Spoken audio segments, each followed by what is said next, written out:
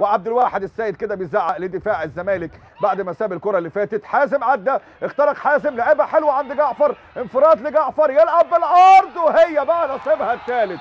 نصيبك يا عيد، نصيبك يا احمد يا عيد تسجل الثالث بعد ما كان خطأ مستحق. لكن شوف حازم امام بيعمل ايه، شوف حازم امام بقى بيعمل ايه، وده الكلام بقى اللي بنقول عليه من اول المباراه. واحمد عيد عبد الملك هدف في الدقيقه 7 وفي الدقيقه 84 لصالح الزمالك. اهي الكره، وبص بقى جعفر، والمره دي بقى عيد عبد الملك بيسجل الثالث. بص بقى هنا حازم، وبص بقى زياد يقابل معاه حته جريكو رومان، لكن جعفر لحق، وصل كرة جعفر، عدت عيد. وبأي حال أتيت يا عيد؟ أتيت بالهدف الثالث يا عيد، الهدف الثالث لأحمد عيد عبد الملك.